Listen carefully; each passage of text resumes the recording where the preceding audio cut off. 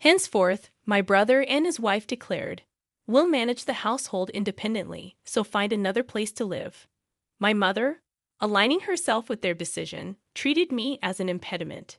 Do they comprehend who has been footing the bills for the house? I never anticipated such disrespect.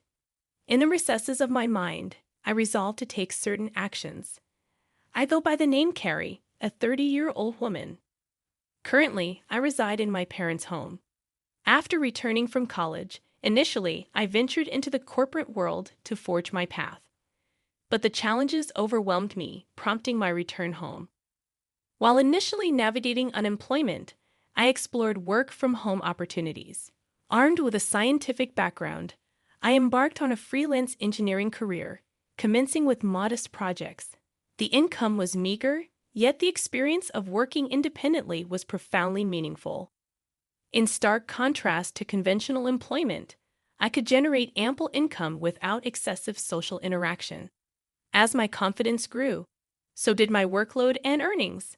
Within a year, my income rivaled that of a regular corporate employee. However, the predicament lay in my parents' understanding, especially my mother's reluctance to embrace my work-from-home lifestyle. My father grasped my explanation, but my mother, rooted in traditional beliefs, harbored apprehensions about what she couldn't fathom. Despite my earnest attempts to elucidate, my mother persisted with questions like, "How long do you plan on staying home?"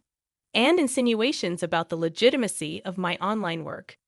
Despite presenting evidence of client emails and salary statements, my mother remained unconvinced. She suspected it to be some shady business or involvement in a dubious religion. Despite the consistent payments and the legitimacy of my job, despite my detailed explanations, my mother remained steadfast in her skepticism. She continually expressed concerns about the possibility of relying on unemployment benefits, emphasizing their impermanence. Although I had contemplated living independently, my savings were not yet sufficient. Around that time, my father's health took a toll with deteriorating legs and back, necessitating nursing care. Facing an early retirement and sudden income loss, my father assured me that his pension would suffice. However, acknowledging my mother's spending habits, I questioned his ability to manage. His face wore the fatigue of anxiety about the uncertain future. My father had supported me through college and even when I returned home due to mental health challenges. The idea of leaving him alone and continuing to live independently troubled me. My mother, too, grappled with confusion over my father's sudden condition. Contemplating the situation, I felt a sense of responsibility and a desire to give back. Reassuring my father, I pledged to support the family from that point onward. He expressed surprise, doubting my income's adequacy, but I confidently showed him my stable financial situation.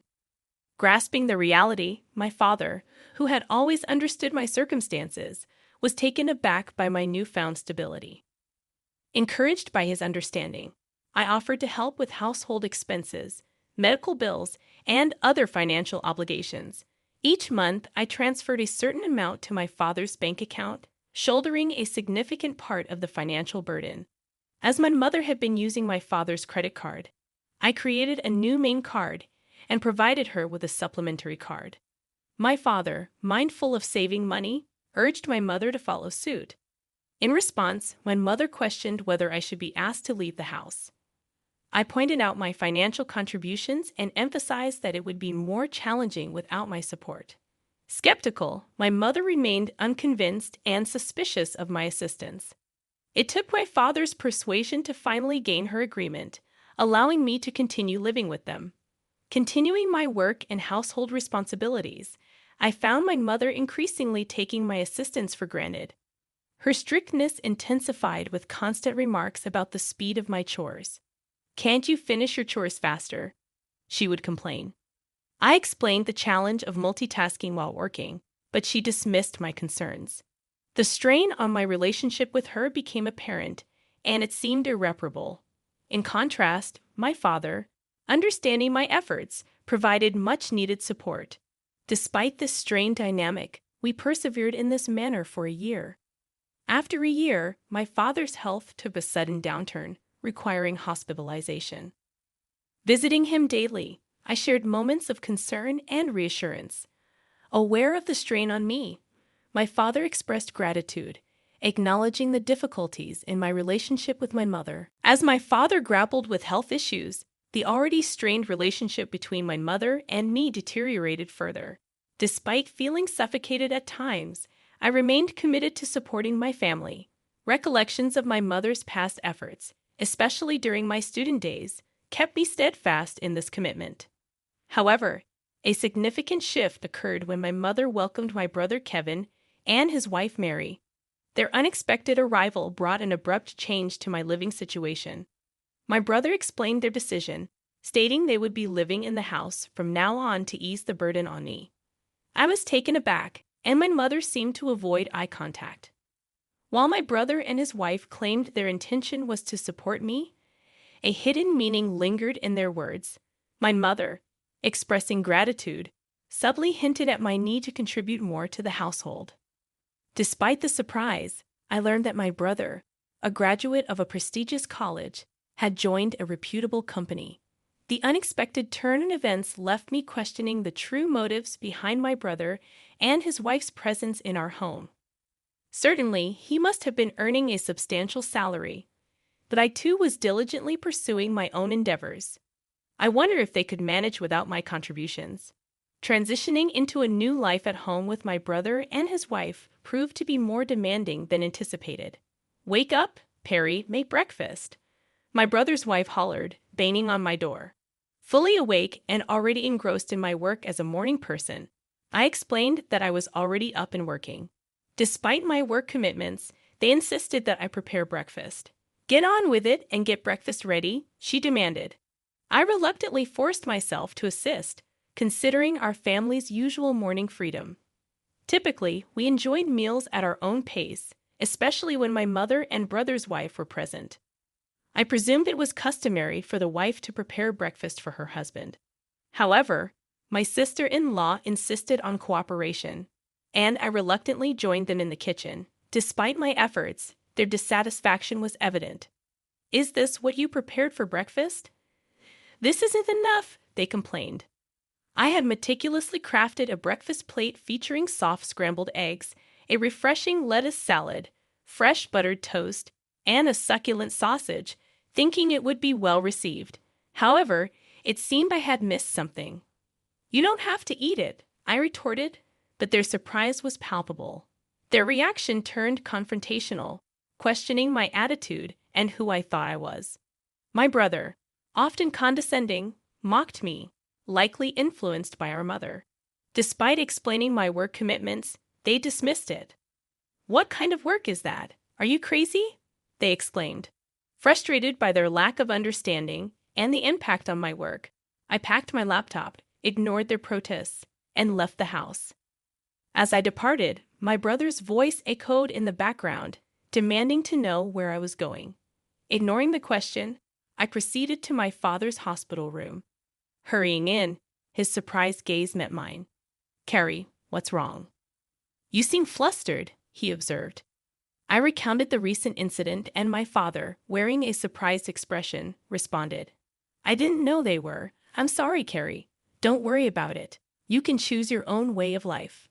Feeling lost, I expressed concern that my mother might feel more comfortable if my brother Kevin were at home. However, my father reassured me, "You don't need to be in a place where you don't feel comfortable. All I want is for you to live happily. Live your life the way you want to live." Encouraged by my father's words, I decided to leave home. Upon returning that evening, I encountered a tense scene resembling a movie. The serious faces of my mother, brother, and sister-in-law greeted me. My brother accused me of not being at work, forcing him to take the day off. Inwardly, I questioned the responsibility of easily taking time off work. Their voices escalated, culminating in my brother demanding, "Get out of here. From now on, the three of us will live together. If you don't want to stay, please leave. We don't need an overbearing presence like you to support us."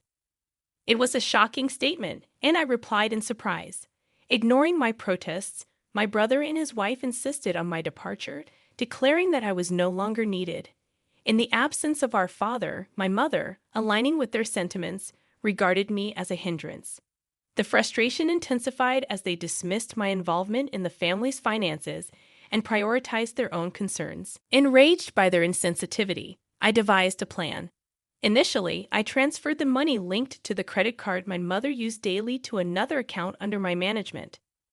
This subtle move aimed to surprise my mother when she could no longer access her credit card. I initiated a money transfer from my father's account, a crucial pillar supporting the family's financial stability. However, I ensured that only my father's medical expenses could be withdrawn from this separate account, unbeknownst to my mother. Consequently, a significant financial burden now rested on my brother and his wife.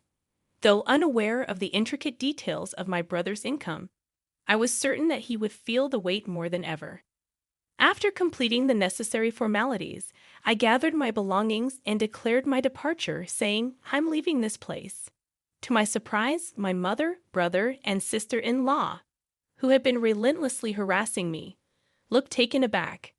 Their astonishment revealed that they hadn't anticipated my decisive action, although from the expressions on their faces, it seemed they were secretly enjoying the moment. As I announced my departure, they belittled me, expressing their relief. "You're finally leaving. We've never dealt with such a troublesome person. You're not coming back, are you?" In response, I asserted, "Of course not. Don't contact me." They smiled as I left the house, but I couldn't help but wonder what they would think after I had left. Embarking on a new life in a tranquil environment, I found solace and the freedom to enjoy my own time. Refreshed and focused, I immersed myself in my work. However, as expected, a call from my brother disrupted the peace. "I told you not to contact me. What's wrong?" I questioned. His voice conveyed surprise and urgency as he inquired about my involvement in the family's financial transactions. Confirming my role, I reminded him that I had mentioned my work several times, but neither he nor our mother had believed me.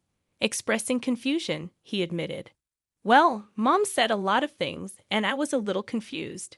Refusing to acknowledge that it wasn't my fault, he revealed a financial predicament.